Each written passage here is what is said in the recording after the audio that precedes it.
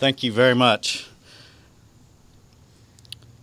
At this time, we're going to start our reflection on our September 11th Remembrance Ceremony. I ask Captain Kevin Hayes to come forward and say a few words regarding September 11th.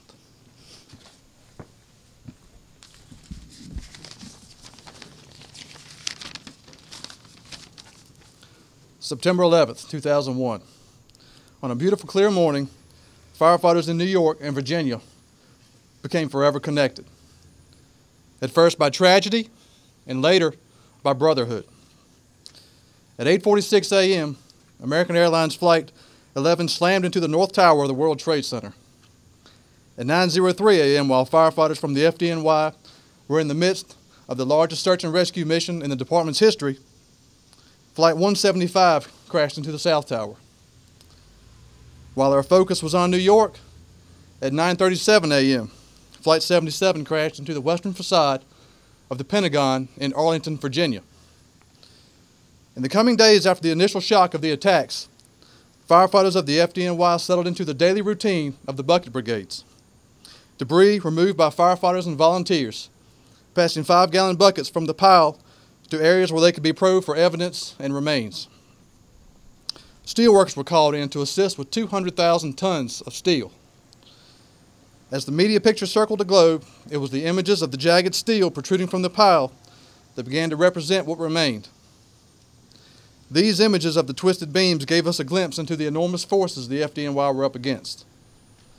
Our brothers in New York continued to work countless hours, refusing to leave or go home after their shifts, wanting desperately to be there, feeling it was their duty to be present, to stand reverently as remains of civilians, NYPD, Port Authority, and their fallen brothers were removed.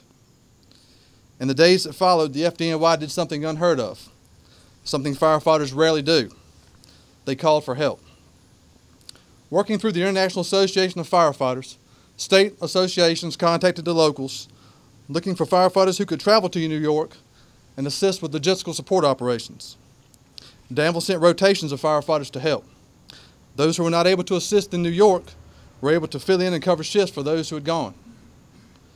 Firefighters from Danville were able to travel back to New York on the first anniversary of the attacks. They made the trip with no plans, no expectations, and no place to stay. The hospitality they were greeted with goes beyond words. They were taken into the firehouse at Marine 1 and told to make themselves at home. They would be staying there. From that day on, a special connection born of tragedy created the bond that exists today.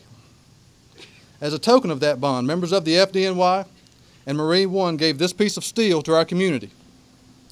This steel represents sacrifice, the sacrifice that is the fire service, the sacrifice firefighters make every day.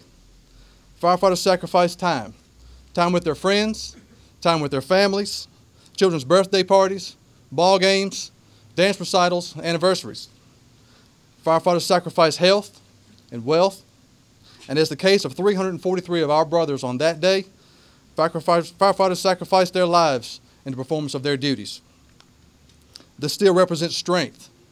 Steel must be heated and cooled, tempered to reach its greatest potential. Firefighters endure a similar process, for only through trials by fire can we reach our greatest potential.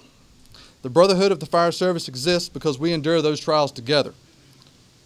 We experience firsthand success, failure, tragedy, lives saved, and lives lost. It is these trials that make us who we are. We're able to continue not because we are extraordinary, but because together we can accomplish extraordinary things. And this steel represents honor. For today we gather to honor the strength and the sacrifice of those who gave their lives in service of their fellow mankind on that day.